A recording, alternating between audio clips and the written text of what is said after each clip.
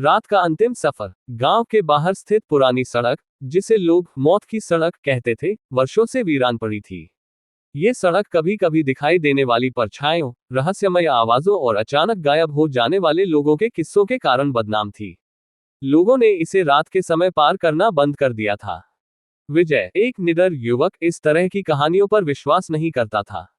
वह शहर से अपने गांव लौट रहा था और देर रात हो चुकी थी। उसने सोचा कि शॉर्टकट के लिए मौत की सड़क से गुजरना सही रहेगा। रास्ता सुनसान था, चारों ओर घना जंगल और सन्नाटा पसरा हुआ था। विजय के मोटरसाइकिल की हेडलाइट्स ही अंधेरे को चीर रही थीं।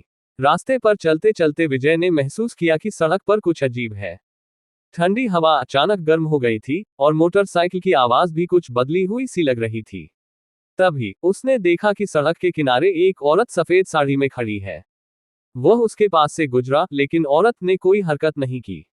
विजय ने सोचा कि वह कोई राहगीर होगी और उसने ध्यान नहीं दिया। कुछ मिनट बाद उसने महसूस किया कि उसकी बाइक भारी होती जा रही है। जैसे ही उसने पीछे मुड़कर देखा, उसका दिल दहला देने वाला दृश्य सामने था। वही सफेद साड़ी वाली औरत उसकी बाइक के पीछे बैठी थी। उसका चेहरा धुंधला और आंखें लाल थीं। विजय ने डर के मारे बाइक की स्पीड बढ़ा दी, लेकिन औरत वहीं थी। विजय ने अपनी सारी हिम्मत जुटाई और औरत से पूछा, तुम कौन हो और मेरी बाइक पर क्यों बैठी हो? औरत ने धीरे धीरे अपनी गर्दन घुमाए और एक भयानक आवाज में कहा, ये सड़क मेरी है। तुमने इसे पार करने की हिम्मत कैसे की? विजय का शरीर पसीने से भीग गया था। उसने तेजी से ब्रेक लगाया, लेकिन उसकी बाइक का इंजन अचानक बंद हो गया।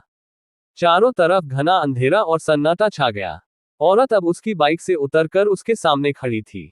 विजय ने देखा कि उसके पैर जमीन से ऊपर थे और उसकी परछाई सड़क पर नहीं पड़ रही थी।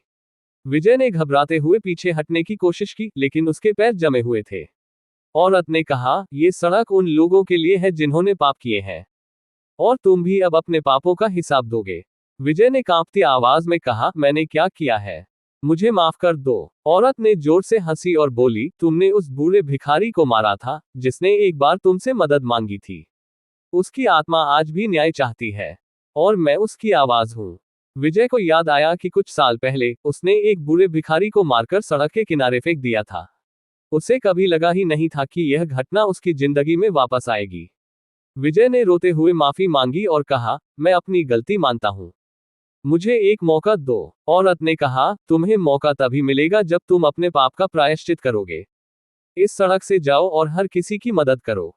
लेकिन याद रखना, अगर तुमने अपना वादा तोड़ा, तो मैं वापस आऊंगी।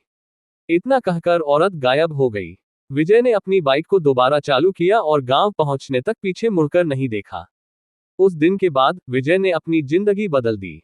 वह गरीबों की मदद करने लगा और अपने पापों का प्रायश्चित करने के लिए हर मुमकिन कोशिश करने लगा।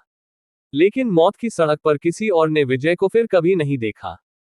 कहते हैं, वह अपने अंतिम सफर पर निकला था, और वह सफर कभी खत्म नहीं हुआ।